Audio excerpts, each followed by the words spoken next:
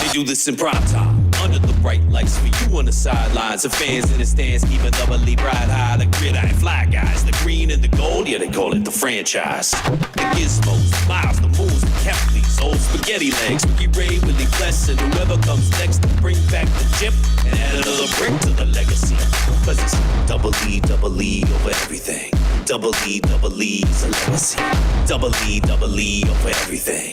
Double E, we rising up. It's a clash at Play Alberta Field at Commonwealth Stadium as the Edmonton Elks will host the BC Lions, both riding the momentum of crucial wins last week. It's the second showdown of the season after the Lions edged out the Elks back in week 1. But since then, the Double E have been steadily on a rise while the Lions have stood still. It's a battle of Canadian quarterbacks, Ford versus Rourke, as week 6 in the CFL comes to a finish. Elks Lions Sunday Night Football in the CFL. But first, this is the Green and Gold Kickoff Show live right here on Edmonton Sports Talk. Your clear choice for Edmonton sports, presented by Play Alberta. Matt Iwanyk, Jay Milne with you here on this Sunday. Thank you to everyone for listening live on EdmontonSportsTalk.com, TuneIn, iHeartRadio, Apple Music, and those watching on YouTube. The Elks beat the Ottawa Redblacks last week to win their first game of the season. They are now 1-3 on the season. The BC Lions with a last-second walk-off field goal by Sean White. They improved to 2-3 after they beat the Montreal Alouettes last week. The two now meet to Commonwealth Stadium. Jay, how are we doing on this Sunday? We are doing great, Maddie. I said it when I first came into the office, and I just want to reiterate it. When I drive in, because, the last two, this is back-to-back Sundays. Yeah. So we're like off. Okay. When I'm driving in for this show, my heart is just so happy. This is the best. This is the best. It's the best. It's like a dream, but it's come true. That we get to talk about the Double E. Double E. It's a legacy. Yeah, we're talking about it. So how can't I be great? We got to enjoy this one a little bit too. Why? There's going to be a few games before you and I are doing it together. Well, it's a bye week next week. Yes, You're off the next week, and then Matt. I'm off the week after, and then we return together. We're reunited. The Nasty Bash. Hello. Details to come this week fully about the Nasty Bash. Let's get into this game right now. As we say, the Elks taking on the Lions just after 5 o'clock down at Play Alberta Field at Commonwealth Stadium down here in Edmonton. Let's take a look at the starting lineup for your Edmonton Elks. Those watching on YouTube, you'll see the depth chart in front of you. Trey Ford, starting quarterback. Yet once again, the men protect him from left to right. Ivy Evans the second, Cordy, McKellar, and Boyko. Receiving core, Dunbar Jr., Gittins Jr., Mathis, Julian, Grant Smith. Rankin, the running back. Green is the fullback. On the defensive side of things, the D-line, Barlow, Brinkman, Ceresna, Taylor, Niles Morgan in between Anderson and Garnes in the linebacking core, and in the secondary, Bynum, Jackson, Metier, Williams, and for Blanchard, kicks, Grace punts, and Leak is your kick returner. Jay, injury report for this one. A few, not a lot, but a couple of important notes when it comes to the injuries or lack of injuries, maybe, if you will, for the Edmonton Elks. Well, yeah, the first one that stood out to me is that David Beard is dressing. Okay, so he's not starting at the center position, but he's backing up Mark Cordy. Other than that, it's nothing else really. Other than let me pull this up here. Sorry, Matt. Robbie Smith will be out. Robbie Smith is out, and that's the one. Javon Leak was with a quad injury throughout the week. He was available, ready to go, but wasn't practicing. So he's in the lineup. But Robbie Smith is out with an elbow injury. So, you're going to see a different look on the exterior of the D-line. And I think it's a great opportunity for somebody else to, step in, fill the role, and see. Have you been like blown away by Robbie Smith thus far? Nope. Barely have recognized him. What are we looking at in terms of stats this season for him? So you're going to have Noah Taylor on one side, and you're going to have Brandon Barlow on the other side. Brandon Barlow is a beast. He is a big man. He's 6'4", 280 pound. That's an edge rusher that you need with that size, that reach. So I'm excited. Matt, when I was looking at the injury report, I circled both outside positions and said, okay, maybe these guys can make some noise. Because unfortunately, Robbie Smith, is he not the highest paid non-quarterback in the CFL? Quarterback receiver, I think. Right. So like he's getting paid a lot. Yeah. Has done not enough. In 4 games, 8 tackles, so he's averaging 2 a game. Last year with the Toronto Argonauts in 17 games played, he had 32 tackles plus 5 special teams tackles, but 32 divided by 17 is 1 point. So he's at a little bit of a higher pace defensive tackle versus games played this season than last season. But the big stat, 17 games played last year, 6 sacks. That's the one, Matt. Do you know how many sacks he has this season? A big old donut. Yep. That's not good enough. As an edge guy, you've got to be, a good edge rusher should have a sack a game minimum. I mean, the best that have done it have. So, I mean, hey, you never want to see a person injured. Robbie Smith's out with an elbow injury, but this is a chance. Maybe this is a different look for 2 new defensive ends that can come in and maybe cause some havoc. Yeah, for Taylor, this is an opportunity. I think there's a little bit of this D line has probably been one of the units of this team where I feel like I've been more disappointed to start this season based on what I was expecting from the start of the season. So there's an opportunity maybe to make a name and cause some questions for JC Sheridan to Dimitri Maxey when it comes to the makeup of this defensive line. That said, Robbie Smith, it doesn't look good by all accounts. So they might be without him anyways for a period of time. So Noah Taylor, go grab this spot. Is it so surprising because they came in as the unit? That's why. From Toronto. With their D-line. They were already there with Dimitri. Everything was set up. But 75% of the line was together last year in Toronto. But at the same time, Matty, can you not say that you've seen, like this whole season's been like this? Everybody continually improving, including that D-line. When I say the D-line, I mean the interior more than the exterior. They should have been better than where they were to start. I agree. And I don't think I've seen the improvements. I would like to see bigger leaps of improvements from them than what I've even seen. 100%. I think they have the ability to make even larger ones. They had that third quarter against Winnipeg. Last week, I thought they got a lot of pressure on Drew Brown. You got to go do that tonight, but you need to go get some sacks or force. This team also has big old 0 when it comes to interceptions.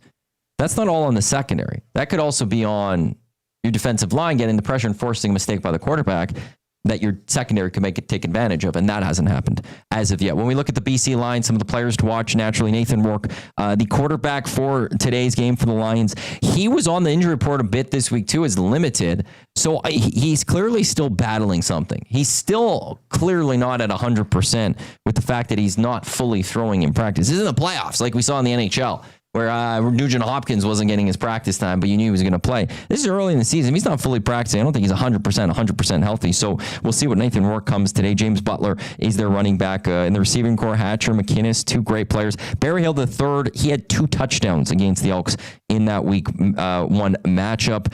So we'll see if he how he plays against the Elks today, consider that week 1 performance. Matthew Betts on the defensive line. He is the key guy, I would say, to look for on the BC Lions. Weather, kickoff, 23 degrees, dropping to about 21, so it's hovering around that low 20s. 30% chance of rain for today. It looks like fairly cloudy, I would say. So with that, should be a fine day when it comes to weather. Football weather. What isn't football weather? Legitimately, outside of lightning. What is? What isn't? 33 and sun. No, I don't care. It's not football weather. You want to know something? I have heard when it's 33 and hot out, people going, "This is football weather." So everything's football weather. Those don't listen to those people. Everyone, it's always football weather. It's blizzard. This is the football weather. It's different when you're on the field with the pads on, like those fellas with 33-degree sun beating down on you, and cramping and hydration and all that stuff. This is football weather. Your thoughts, welcome, 780-218-9999. It's how you can text us, or you can jump into the Nasty chat. To come on the Green and Gold Kickoff Show, we got 3 stories, Play Alberta Game Day odds. Jake Ceresna, we'll hear from him from practice earlier this week, keys and predictions. Let's get to our question of the game. Jay, have you seen it? Wait, no, I never look at it. Just making sure. I just go on and I retweet your tweet, but I never scroll down and look at the poll. How much did last week's win change your perception of this Elks team? 10, 12, 60. Not 10, 12. Holy crap. I just pulled Whoa, the 10, what a 12, pull. 60 on that one. 780-218-9999. 10, 12, 60. Wow. Or in the nasty chat. Here are the options I threw on Twitter. I am limited with characters, so I tried breaking this down. Lots. People believe the Elks are back on track. That's the one. None. Still need to see more. Still not sold on this team. So the perception didn't change. Just still not sold. None, because they never lost faith that win. It's already, I'm still believed. They just got that win. Or other, which is specify. Bill has jumped in with other on, he's commented on my Twitter tweet. I'm encouraged, but still more consistently by the O and D are needed. Okay, so I'm going to say that option A is probably winning the poll. Lots, Elks back on track? Yeah. Nope. But here's my answer. Okay. C, none. Never lost faith. Never lost faith. This is who we thought they were. We let them off the hook. We looked at the schedule, Matt. We've done this. We said the first 3 weeks might be a little bit of a shootout. Might be a 50-50. And now they go last week and get the win against the Red Blacks, which, as you said last week, it was a gotta have it. I had must win. Must win. I went full as far they as did it. As much as I believed in them still, it to me was a must win. Tonight, Matt. Tonight is where they can step up into, okay. Yeah. Now this team's cooking, or is it going to be one of these years? Tonight's a bigger game for me, I think, than last week. None, still not sold, is the leader. Really? 66%. 67%. 67%. 2/3 of the votes. Okay. That's all right then. Lots, Elks back on track is at 20%.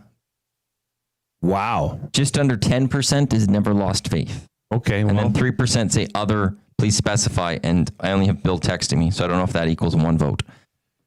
Wouldn't be the first time I've been in the minority, Matt. It's okay. Tonight's a big game. Tonight is a huge game. Tonight is an opportunity to face a team that you lost to in week 1 and actually got dismantled by. But I think, at least it's my opinion, again, that these are two totally different teams that we will see tonight. Nolan from St. Albert just text, pretty short, pretty sweet. I'm encouraged. That's it. That's solid wave. That's all. That's Nolan from St. Albert. Didn't need anything else. Ian, we've gone through this for multiple years. Get excited for a win, but we get slapped next. So not as encouraged going into this one. So we will see what happens. That is the question of the game. After last week's win by the Edmonton Elks, did that change your perception of this Elks team at all? You can just jump into 780-218-9999 or into the nasty chat. Let's get to our Play Alberta game day odds check. Head to Play Alberta or playalberta.ca. Download the app. Click on ESD specials. Over there, you'll see Jay and Matt's big play of the game. You'll also see the Lock Shop parlay I built during the Lock Shop. Both of those are up. You still have about 40 minutes or so to jump on these. Jay and Matt's big play of the game. The Edmonton Elks to score 28 points and win the match. Justin Rankin to score a TD anytime. And Steven Dunbar, 3+ catches. That is plus 580. Jay and Matt's big play of the game. Last week, it cashed. It hit. How you feeling about this one? Because I text you because you weren't in on Friday, so I text you Thursday night I was looking at for building, and I said I think we're going a little big on this one. What did I say? Love it. Love it. Hammer it. I'm serious. Like, this is if the Double E are going to go out and win tonight, these things need to happen. So here's the only question you have to ask yourself: are they going to win? I'm of the belief that yes. I think they're going to win. I think they're going to win in impressive fashion because I think these are two different teams that I just alluded to it, and we're going to get into it, I know. But I think these are teams that are moving in maybe not opposite directions, but one is clearly heading different directions. So I think if you think the Elks are going to win tonight, I would hammer that. So the Edmonton Elks twice this season have had 28 or more points. In Winnipeg, they only had 23. In BC, they only had 14. But I'm like, if they're winning this game, they're scoring some points. I also think based off the performance last week, maybe Justin Rankin this is the Justin Rankin that we we're expecting to see this season. Then we saw the MOP candidate that I've said since the start of the season. Yeah. Right now, good thing it wasn't the odds. I'm just going to throw that out there. You didn't get that one. I know. I wish I did. Oh, you still do wish? Yes. Okay. Matt, if he rattles off another game like he did last week, he's immediately in the top 10. Whereas he's not even on the sheet right now. By the way, for the Steven Dunbar part of this, I lowered it just because I'm like, wow, this is already going big. So far this season, would you like to know what his catches are per game? Because we have this one at 3. Ooh, well, I know in week 1 he was hardly targeted. He got 2 catches in week 1. Everything went to Zach. So now he needs 3 catches this game. So yeah. What is the last 3 games? What do you think he's been getting? Well, I think last game was 9. 6. 6? Against Ottawa, he had 6 catches. Huh. What is he averaging? 4. He's averaging 6. He's averaging 6. We're taking away the first week, which was 2. Oh. It was 7 catches against Montreal, 5 against Winnipeg, 6 against Ottawa. So I think if you did that average, it's 6. And you're we've at 3? Got it at 3. Jeez. We've got it at 3. So that's what makes that one nice. The lock shot parlay built with some of the nasties. Elks to just cover 3.5. Bumped it up to 3.5. That one's just cover. Not even Elks winning. Justin Rankin, 70-plus rushing yards. Dunbar, 40-plus receiving yards. And Trey Ford passing for over 200 yards. Dunbar this season for 40-plus rushing or 40-plus receiving. He's done that in all the last 3 games. His lowest is 55. Got a nice little cushion. Do you know what Trey's passing numbers are this year? Average? Per game. Yeah. Per game? Well, I've got it broken down. 225. I'd have to go look at it. Okay, here's his 4 games. 178 against BC week 1. Mm-hmm. 308 against Montreal. 252 against Winnipeg. 212 against Ottawa. 240? So, yeah, something like that. But you add, so now we're just looking for 200 on that lock shop parlay. That one's plus 390. PlayAlberta.ca. Click on EST specials. Both those are right there for you. You could also just bet right out on the game. Today, this line did shift to 3. The Elks being 3-point underdogs. It's now back to 2.5. The Elks plus 114 on the money line. I think, what did it open up this week as? Do you remember? 3.5, I thought. Was it? Because Dusty tweeted it. Did he not? Did Dusty tweet us about that one? He did. I don't tweet a lot, so I might be able to find it quick. Here it is. It opened up at 4.5. The BC Lions are 4.5-point favorites to open up this week. Came down to 2.5. Today earlier was 3. Now it's back to 2.5. But the Elks, I think rightfully underdogs in this one. The over-under has gone up. It opened at 50.5 points. It's gone up to 55 points right now. Really? Yeah. Interesting. EST Sports, deposit 20, get a free $50 sports bet. YEG 50, deposit 5, get a free 50. There you go. There's your game day odds checks from Play Alberta. Would you like to get the 3 storylines in this game? Let's do it. As I said in the opening, these 2 teams, they met back in week 1 as the Edmonton Elks open up their season out in BC to take on the Lions. The Elks fell in that football game. It was 31-14. The Elks, though, had the lead at halftime. As Jay has already said, teams going in different directions. The Edmonton Elks have gotten better week in and week out. Not complete massive improvements every week, but they were better in Montreal compared to BC, better in Winnipeg compared to Montreal, better against Ottawa compared to Winnipeg. The BC Lions, I don't know if you want to say they've gotten worse. I'm not ready to say they've gotten worse because part of it is their starting quarterback was missing for a couple games, but I don't believe the BC Lions have gotten better. When you look at this matchup right now, are there takeaways from week 1, or is these teams are quite different? You know, that was just week 1. Yeah. And you throw that one away. How if you were in the Elks locker room this week, how would you be looking at that game 1? Well, it's in the past. Throw it away. It's not relevant. And it's not the team that you currently are. Okay, so if anything, you should look at that as a timestamp and say, hey, fellas, look at how silly we played in that game. And we were in that game for a good deal of it. Look what we let Nathan Rourke do to us. Look how we didn't run the ball. Look, That's everything. a great point. Right? They didn't run the ball. They ran the ball 11 times in week 1. I think it was 11. I mean, that's unacceptable. When you have thunder and lightning in your backfield like you do with 10 between Rankin and Leak. That's it. That's embarrassing. But now, look who we are. We had Jordan McSimic on our show earlier in the week, and I asked him this specific question. I said, have you changed in your, because it's not like he's a rookie offensive coordinator, but he is with this team. Okay. So there's always a feeling out period. And I asked him, I said, have you changed the way that you've looked at this team and adjusted your game plan to the horses you have in front of your wagon? And he said, absolutely. I mean, it was actually kind of relieving to hear, because he said, yeah, like we maybe I didn't know this or wanted to change that. Running the ball has clearly been more of a priority. Getting Trey just quick hitters, getting Trey to take shots. I mean, none of that was there in week 1, Maddie. None of it. So if you're asking me, and oh, by the way, I don't know if I think BC's flatlined since week 1. Whereas this Edmonton team has clearly shown signs of improvement. So when you look at those two, obvious, it's not a genius to say that.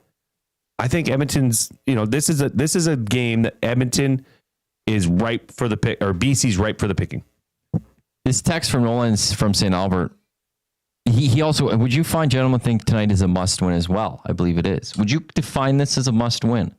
I would say it's a can't lose. I would say it's a can't lose, because you're trending in the right direction. Mm-hmm. This is a test. Like Ottawa, this text came in from Laserface Larry, who he's always on Reed's show from 3 to 6 here on EST. He says the standings say 1-3 with the win over the horrible Eastern Rough Riders, or whoever they are now. But sure, boys, they're on the verge of the Grey Cup. What a powerhouse. I think Laserface Larry's a little salty about it. But this is a test. This is now, okay, they had your number in week 1. What's it look like now in week 6? Well, so I posed this question to Dave Naylor of TSN on Friday, yes, as well as Justin Dunk of 3 Down Nation. And they both they went the BC way answering this after I outlined it. But the Edmonton Elks, they're 1-3. You lose, you're 1-4. But the BC Lions, they're 1-3 in the West Division. Tonight is their 5th game against the Western opponent.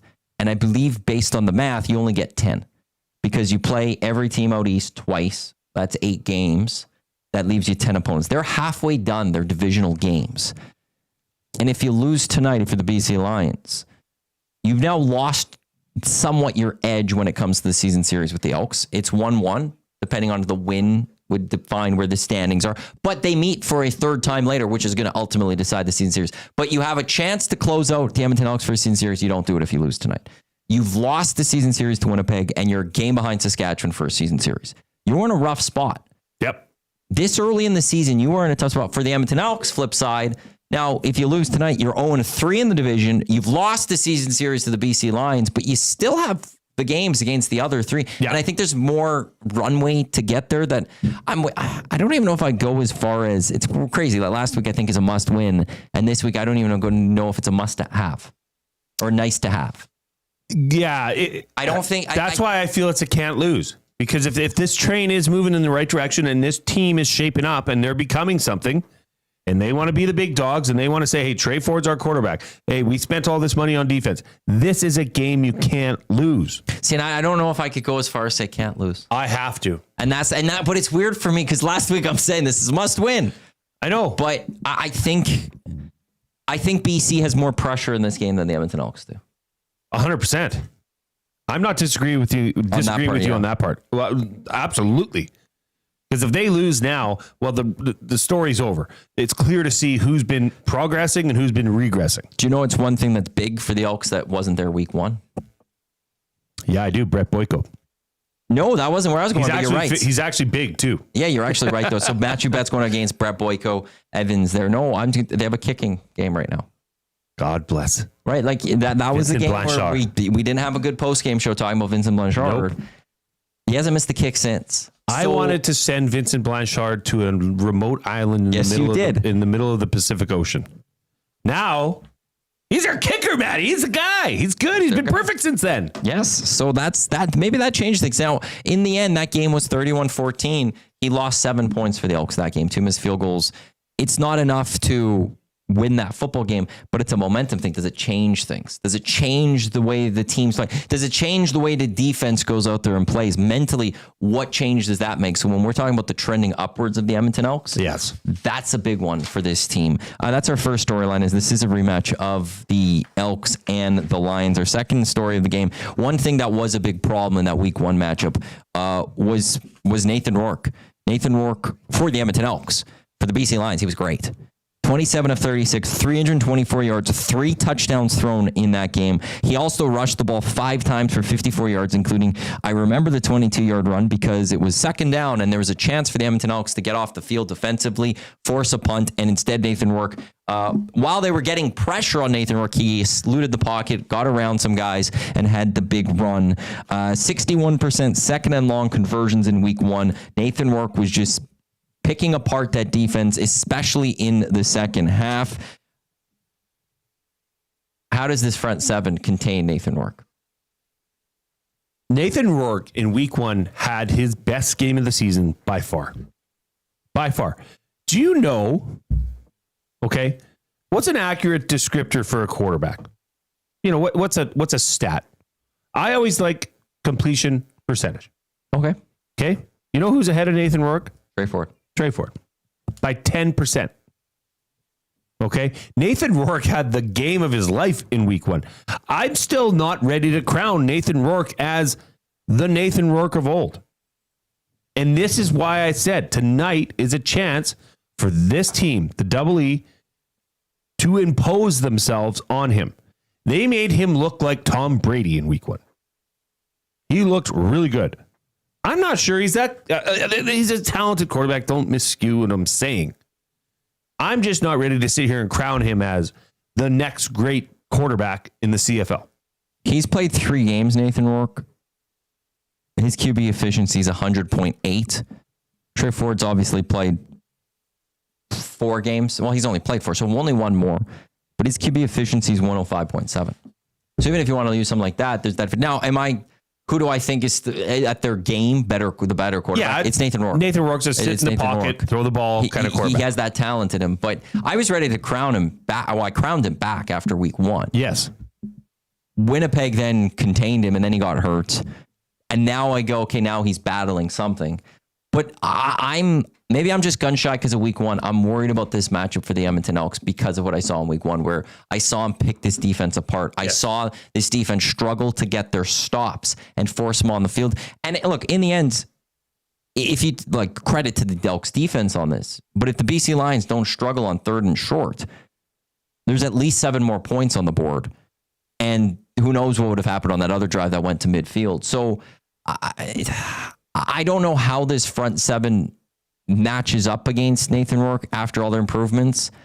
One thing I would like to see maybe, though, I don't know if I want to see JC Sherritt be too aggressive with his blitzes. 100%. I think I want him to pick and choose his moments. And in that big moment, when you're not expecting it, maybe that's when you send the house. But we saw a lot of blitzes. We saw a lot of it. But hey, what can you say, Matty? That has transitioned that has tempered, right? It has. But and I think though, Nathan Rourke will find someone if you don't get to him. So you still have to get a fair amount of blitzes in there, or you got to get that pressure. But I hope we're not seeing a lot of blitzes because that's when they were getting beat. And I don't recall a lot of blitzes last week. Do you remember how many big shots, big plays happened in that game? 1-on-1. One of the players was actually relieved of his duties as a Double E member because of that game. No, he had 2 games. I know, but that was a start for Rugamba. Yeah, and actually, to your point, he got pulled partway through that next game, and then he got cut. So yeah, the majority of that was in that first week. That's a difference right there. I've been hard on Devondrick Bynum. Devondrick Bynum was put into place to make plays last week. He wasn't isolated on the corner. You're going to bring blitz packages. That's great. But do not leave number 16 out there on the corner. Just don't. You're giving up a chance for a shot. I think JC Sherritt is learning. I think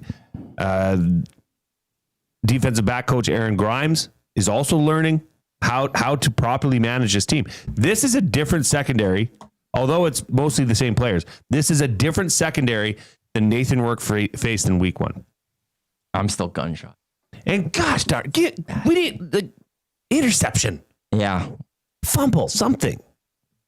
How many fumbles do they have? You got to have that. One, it was on special teams. Yeah, so it wasn't even defensively. They don't have a turnover defensively outside of third down stops, which they've got like they've got a few of those. They've got a few of those. I want to rattle off some comments. Stealth, this game comes down to our defense translating to offense. If your defense can keep the lines under 34 points, I think our offense could win this football game. Deacon St. John, if Edmonton can keep the game close, they will win.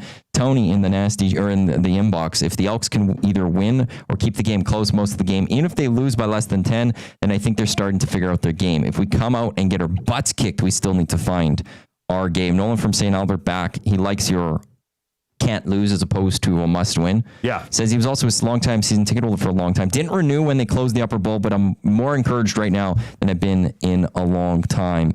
Babbage Stash. Blanchard was never a bad word at my dinner table, Jay. That word is still and probably always will be Boris Beatty. Yes.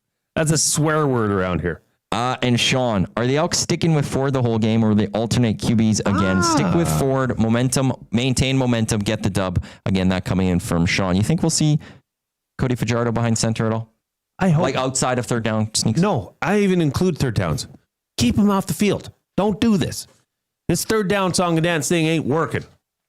Spread them out. If you're going to go for it, spread the offense out. I know this is like old man yelling at clouds, but I'm serious. I do not know why offense coordinators, and this has been happening in football forever. Oh, we got to get half a yard. Guess what we're going to do, Matt? Hang on. You know what we're going to do? We're going to bring everybody in really close. Nobody out there. Nobody out left. No threats. And we're going to bring them in. And you know what? The defense, they're going to come in too. And everybody's going to meet at the ball. And it's going to be a big collision. And we may get, like, what are we doing? The less Cody Fajardo is on the field, the better. And I'm not saying that disrespectfully as a quarterback. He's a talented quarterback. The reason I'm saying that is because if Cody Fajardo's in, you're either in third and short or the offensive coordinator is getting in his head a bit. I wonder if I could find it on the fly here. Did you hear what Trey said after the game about?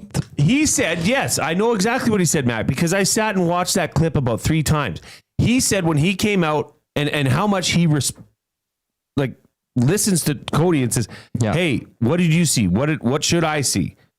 That's a good relationship. That's really good for Trey to be talking to Cody Fajardo. I'll pull up right away. Yeah. I got to click through it. Wait, is there not value in that? Huge. But then the only way to do that is Cody playing a game. No. Well, you don't need to play in the game. Cody's on the sideline. He can see what's going on. He's got an earpiece in. Here we go. Actually, the Elks did a great job of time stamping this. Here's Trey. And you and Cody were switching a bit this game. The coach said that was planned. Did that help you to be able to see a little bit on the sideline too? Yeah, a little bit. I mean, it was a weird spot too because our iPads were down. Like we were kind of getting like really bad angles. It was just like the pocket, and you're like trying to see the defense, and you couldn't see anything. Okay. So not great, but yeah, I mean, it was definitely nice to get out there and let Cody get a feel for the game, and then I was able to talk to him a little bit about it. And every time I mess up, I feel like I mess up or I do something right, I always go ask Cody. He kind of like, oh yeah, you could have did this, could have did that, and so he's nice to have out there for sure. So the way I'm getting that, even Trey liked it to a degree where Cody was able to be behind center, and so when he had his questions, Cody had a little bit of experience of that per game and that defense to go help him answer that. I'm just drinking the Kool-Aid a little bit there. That is not reality. Like Cody getting a feel for the game coming in for 3 snaps. Like, I'm sorry. Was it Cody can do that from the sideline? You hear how he referred to those iPads. That is all those quarterbacks do on the sideline. They sit down and they look through each play, each set. Okay, here's where they were. Here's who was coming. Here's where I should have been. Oh, shoot, I missed that. So that they can be prepared for it for next time. Cody doesn't need to go into the game to see that. Nobody does. But if the iPads aren't working, maybe that's why they did that. That's the one thing. That's the one thing where it's like, okay, there was technology issues, and I've experienced that on the Wildcat sideline. Like, it's mayhem. It's bad. It's not good. But look, They said that was part of the game plan. Yeah. Both head coach Mark Killam, both offensive coordinator Jordan Maximic said this was part of the game plan. We said we were going to do it, so we did it. And I felt like that was the only answer that they had. Well, it was part of the game plan. So please remove that from your game. Please. It doesn't make sense. It's not good. Trey Ford was 8 for 8 in the first quarter with 136 yards and 2 passing touchdowns, Matthew. Leave him in the game. Well, I could counter that though. Cody can sit his ass on the sideline. Cody is not needed right now. We got a quarterback that's lighting up this game. I'll call it. I'll counter. Trey had 2 incompletions in that game. You know what Cody Fajardo had in 4 attempts? 0. He was perfect. That's great. You want to talk about completion? Hey, no, that's great. That means you got 2 serviceable quarterbacks. One of them is your star. One of them is the guy you gave a big contract to and was perfect in the first quarter. Perfect. Leave him in the game. Don't take him out. Our third storyline of this game, it is this BC Lions defense. The Elks going up against them, as we said in that week 1 matchup between these two teams. The Edmonton Elks, they did have that lead in that one, but points were a little bit difficult to come by. They only get 14. Part of that was they recapped on that offensive line. The offensive line really had their struggles. The BC Lions defense. Oh, actually, by the way, back to the Nathan Rourke thing. Just want to throw this one out there about the BC O-line. Yeah, they've only given up 4 sacks this season. That's just something to note. But for the BC Lions, weird stats. You saw this as we're about to hit mind-boggling. The BC Lions going into this week, statistically the number 1 defense in terms of yards allowed. They're allowing less than 200 yards per game passing. They have given up those 17 quote-unquote big plays according to CFL stats, which puts them about middle of the table, if I'm not mistaken. Yeah. Crazy. So what I read out of that is this defense of the BC Lions, it's good. It will stop you. But there's a couple of series a half. They're just going to give up a big play. The yards they give up are big plays. It has to be. It has to be. They're second worst in the CFL in big plays. It's weird. But yet they're first in like you said, they're first in yards per game. How does that even add up? I'm still trying to wrap my head around this stat.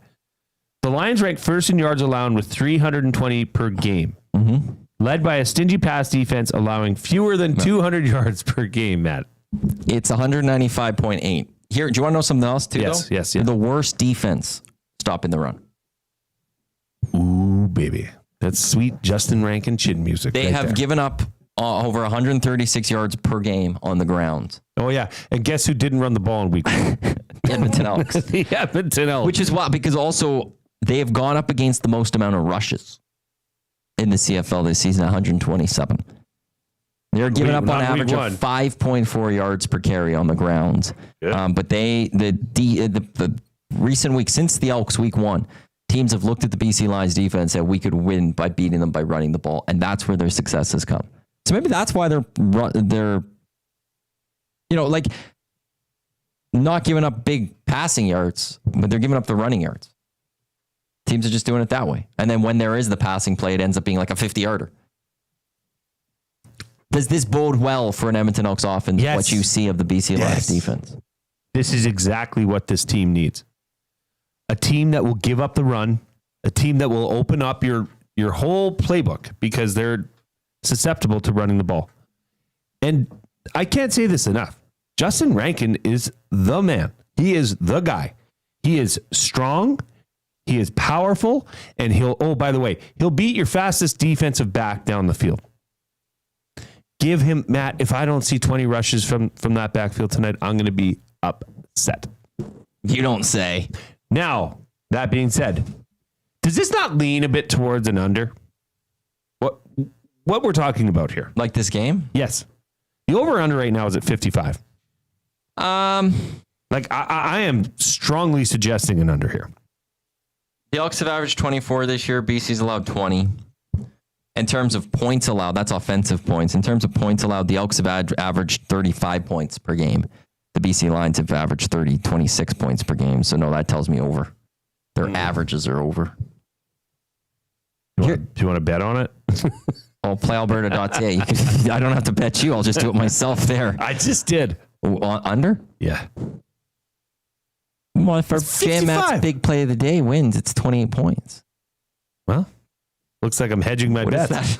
What is if the Elks 28-10. I Whoa. guess 28-27 is 55, so 28-24. There you go. Works for you. Here, I'm just this BC defense makes no sense. Why, Matt? Well, it's just I'm looking at more things. So we talked about their big plays. They've given up 17. 17. That's over 30 yards, right? 20 plus rushing yard, a 30 plus passing yard. It also includes returns, big returns on punt or kickoff returns and stuff. And BC hasn't given up any of those. It is 0. So, Oh, yeah. By the way, there's Javon Leake and Arkell Smith returning the ball. Arkell Smith had a great game against them. Arkell Smith's had a great season thus far. But where did I just skimmed past it? There was tackles for loss. TFLs? Yeah, defensively, tackles for loss. BC's number 1 at 11. They're third with sacks at 10.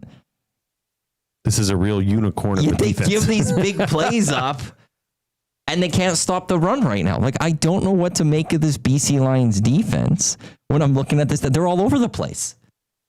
They're either the best in a category, they're nearly the worst in the other categories. Well, guess what you got to do? Take your shots. BC is around Edmonton in terms of penalties. They're very similar. BC has taken some more penalties than Edmonton. The Elks have taken 27 this season. BC has taken 40. So I guess in the totals, it's the same. They both have buys. This looks Has like BC had exactly a what bye? we talked about last week when we were leading up to the Red Blacks game. BC has not had a bye, though. I know. They take penalties. Yeah. Well, total yards. They give up big is plays. This the is Elks, exactly it. The Elks on average are taking 62 yards of penalties per game. BC 78 yards per game. So there's an advantage there. This is happening. This is a thing. This is a win. This is a can't lose now. This is a bona fide caps lock can't lose. This is the Green and Gold Kickoff Show. Matt Iwanyk, Jay Milne with you here in Edmonton Sports Talk, your clear choice for Edmonton sports. Elks, Lions coming up just after 5 o'clock on TSN. The Edmonton Elks looking to go to 2-3 on the season. The BC Lions looking to go to 3-3 on the season. If the Elks get a victory tonight, they will have the exact same amount of points as BC. Because the BC Lions, the one that week 1 matchup by, I'm not good with mental math anymore, 17. The Elks would need to win by 18 or more, or 17 or more, I guess, to be ahead of them in the standings. 28-10. There you go.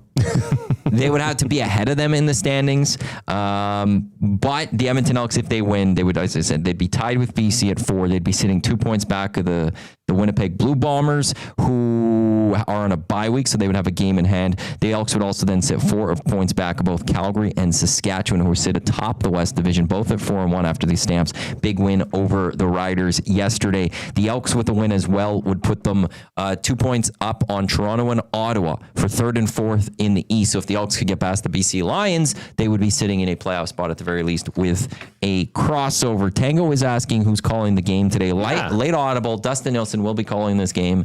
Him and Dwayne Ford alongside Tom Gazzola, who'll be roaming those sidelines. That's who we'll be listening to on TSN. If you are watching this game and you're not heading down to this game, if you are heading down to this game, goelks.com to get your tickets. It's pretty late. I don't know how many people are rushing down right now, just making that last minute decision right now. But their next game will be August the 2nd as they will host the Hamilton Tiger Cats, a 1 o'clock afternoon game. So a perfect one for the kids. If you could take your kids to that one, goelks.com for tickets. Today's also their prehistoric night, like dinosaur night. Your favorite dinosaur? On this on Friday on the morning show. Myself, Dave, and Trev. Stegosaurus. Stegosaurus. Did Trev say Stegosaurus? That's the one with all the things on its back. Trev didn't say that. Yeah, that is. That's a badass, but that's a dinosaur. Hey, Google now does like a thing where it like tells you, like it like has voices, like or like right on the web. Stegosauruses can talk? No.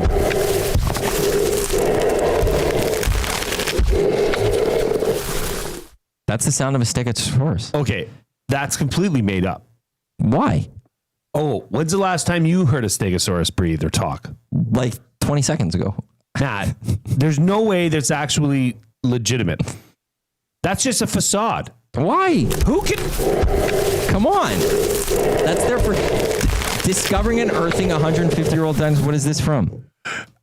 What was it, like Adam and Eve with Google microphones? Sound. Hang on. We need to get this clip so millions of years later, this will be audible on EST. Hang on, Stegosaurus. Say that again. Come on. It's there on Google. Yeah, there's a lot of things on Google. But they added the sound right on. Like they don't have this. Great. They don't have this for any other dinosaur. For all you know, a Stegosaurus could have meowed like a cat. Give me another dinosaur. Try it. Brontosauruses are also badass. Brontosaurus. Okay, well, Triceratops. Yes.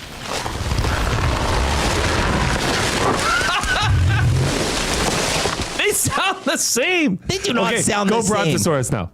Brontosaurus. Yeah. They have one. Cool. Sweet. Let me guess what this one sounds like. Ooh. Oh, it's different. Ooh. Wait up. Is that a common Brontosaurus? Is that the Canadian Shield Brontosaurus? I can't tell the difference. Come on, man. What are we actually doing? What is that website? That's on Google. It was like as you type in the dinosaur, it has an audio button. I've never seen that before. Fine for lying. But I did Tyrannosaurus, and nobody's heard of dinosaur. We go.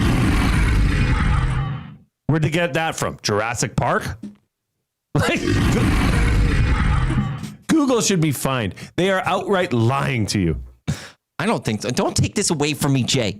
Matthew, we just got to listen. We just listened to some dinosaurs as the Elks get set to celebrate Prehistoric Night.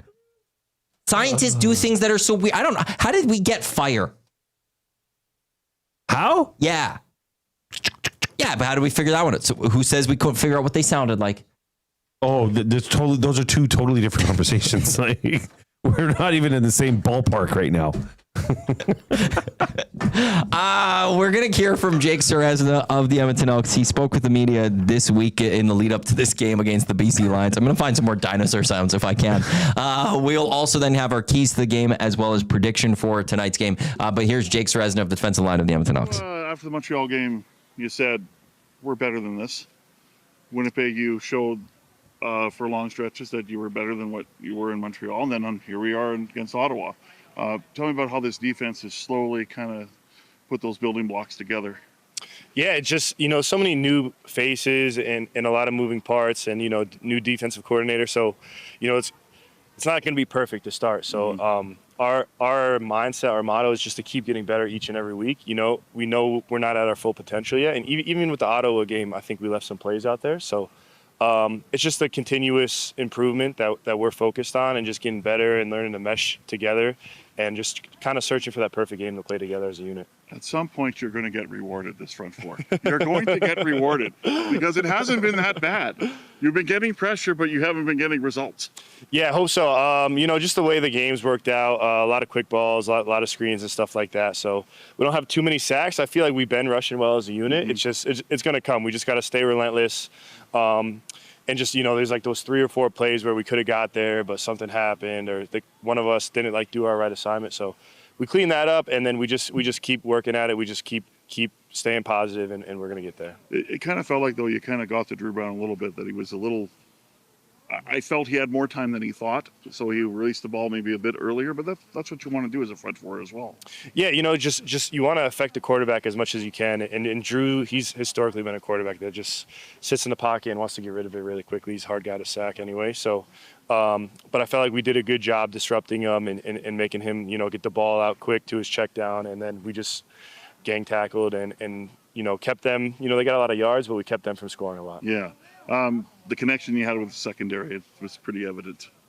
Yeah, I mean, they played their butt off, man. They were flying down, they were flying around, and like I said, it's all of us coming together and working together as a unit. So we're just going to continue improving, and we're going to get turnovers and interceptions too. It's going to work both ways, where we're going to start getting sacks and picks. So it's coming. We just got to keep working. Less thinking on that defense, because you don't want to think on it as a defense, right? No thinking.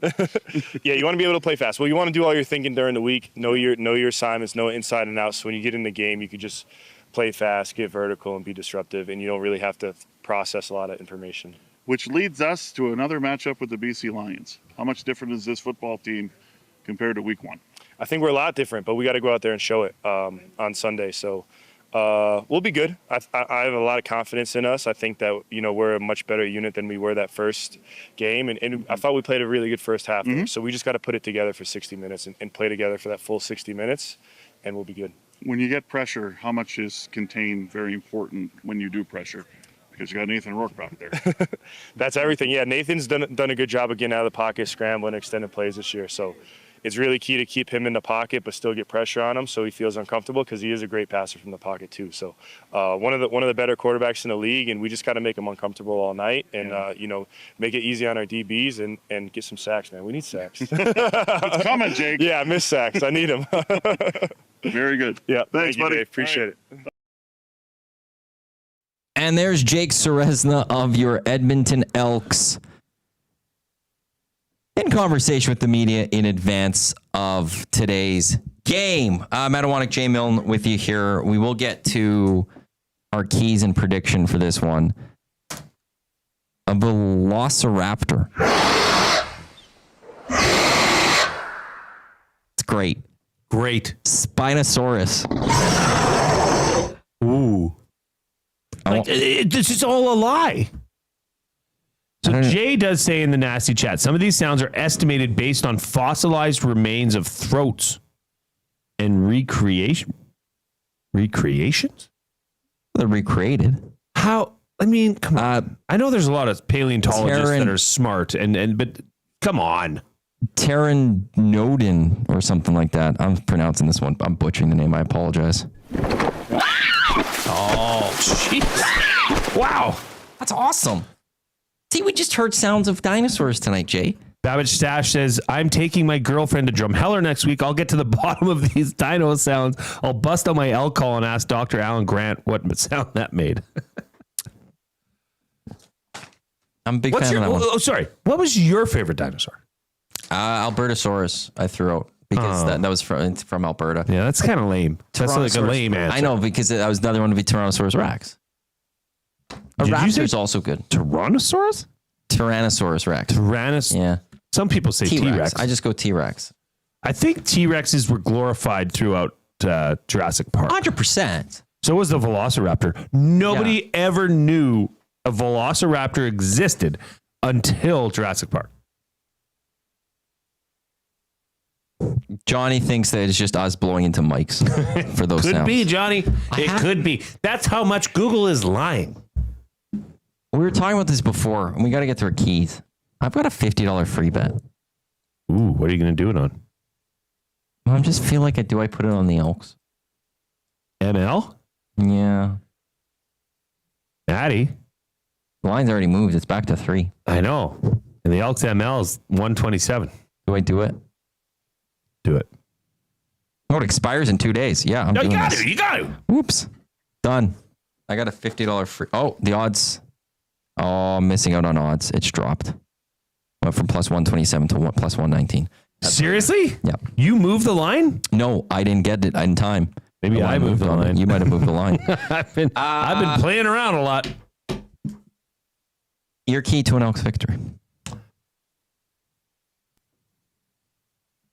Take big plays. Don't give up big plays. It's exactly what it was last week because this is the same team they're facing. This is a pocket passer quarterback. Let him have the 5-yard outs. He could run. He can. Don't let him. Don't let him. Don't let Nathan Rourke beat you. Take your shots, too, as an offense. Take your shots. Matt, do you remember that drive the second touchdown drive for Edmonton? Reverse, inside screen, outside screen, inside trap. Fun plays. Boom, boom, boom. 4 first downs in a row. Touchdown. Jordan Maximic, open the book, baby. Let's see what these horses could do. Let them play. Let them have fun. They're good at it. Take your shots. Don't give up shots. Let them eat. Let them eat. My key to a game, it's going to be the second down. You can't get beat on second and longs again to Nathan. That's 61% in that week one. Matt, your keys to the game are better than mine. That great one is the one when you get in those second downs, you're not like, honestly, imagine if they got 2 or 3 of those conversions and instead took BC off the field. And what would have, how could have that changed the game? Would have allowed the offense to get a little bit more of a flow going. Would have given the defense maybe a little bit more rest. Tonight is one of those, this whole season, the whole season, actually, the Elks have done a great job of first down defense. Yes. It's the second down that has hurt them more often than not. In week 1, it was completely the second down defense that killed them. So tonight, it's second downs, especially second and longs. You got to make your play to get the lines off the field. This is a good one. Dixon Sider says, trick question. No keys to the Elks winning. Team sucks. That was very thoughtful. Oh, and only 11 more months until the Oilers lose the Cup final again. City of finalists. I know the Oilers get back to the Cup final. Pretty solid. I think everyone would take that. Jeez. I think Cider. I feel like he's from Winnipeg because he put the 50 on the Bombers. Sure thing. Wasn't a sure thing when the title was on the line against the Stampede Bowl or the Grey Cup. Yeah, the Bombers have lost the last 3 Grey Cups. You can't say City Live finalists when you're a Winnipeg guy. When was the last time the Jets made it to a Stanley Cup? Dixon Cider. Do you think Dixon Cider's had a few ciders? I mean, he's saying some crazy things on the chat. Your prediction. 28-13. You're going, you gave a few extra points. Okay. That was the Green and Gold Kickoff Show. Matt Iwanyk, Jay Milne with you here on Edmonton Sports Talk. Your clear choice for Edmonton Sports, presented by Play Alberta. Elks, Lions, coming up at Play Alberta Field at Commonwealth Stadium. You can watch it on TSN with our boy Dusty on the call with Dwayne Ford and Tom Gazzola on the sidelines. That's coming up in just a few minutes. Thank you to everyone for tuning in to the Green and Gold Kickoff Show. Coming up next, we have some replays on our audio stream, but we will be back with the Green and Gold post-game show across YouTube, across our audio streams, and on podcast, recapping this game once it ends. Are we talking about an Edmonton Elks victory? Jay thinks so. We'll find out. Enjoy the football game. Everyone, on behalf of Jay, I'm Matt. Thanks for tuning in to the Green and Gold Kickoff Show. Enjoy the football game.